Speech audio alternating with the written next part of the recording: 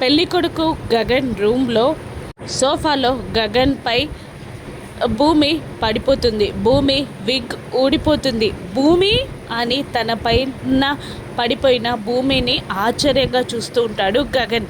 పైకి లేపి నిలబెట్టి, ఏంటి భూమి, నువ్విక్కడేం చేస్తున్నావు, ఎందుకు వచ్చావు అని గగన్ భూమిని నిలదీస్తూ ఉండగా, పెళ్ళి ఆపేయడానికి బావా అనగానే, పెళ్ళి ఆపేయడానికా, మరి నా చెల్లి పెళ్ళి అని గగన్ అంటూ ఉండగా, బావా పూరి ధృవాల పెళ్ళి జరుగుతుంది బావా, నీ పెళ్ళి ఆపడానికే వచ్చాను బావా అని అంటూ ఉంటుంది భూమి.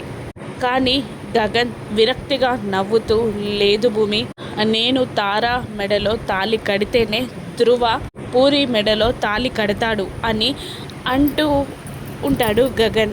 లేదు బావా, ఆ పెళ్ళి ఎలాగైనా నేను జరిపిస్తాను, నీ పెళ్ళి మాత్రమే ఆపేస్తాను అని అంటూ ఉండగా భూమి వైపు చూస్తూ ఉంటాడు గగన్.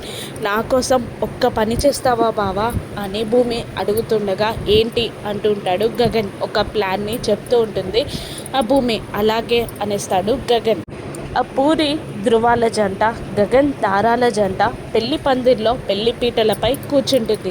అప్పుడే ఒక అతను చిన్న బాబు సోప్ గన్, బబుల్స్ గన్తో ఆడుకుంటూ తారా పైన సోప్ వాటర్ పడేలా చేస్తాడు. దాంతో చిచిచి అనుకుంటూ పెళ్లి పీటల మీద నుండి లేచి పక్కకి వెళ్ళిపోతుంది తారా.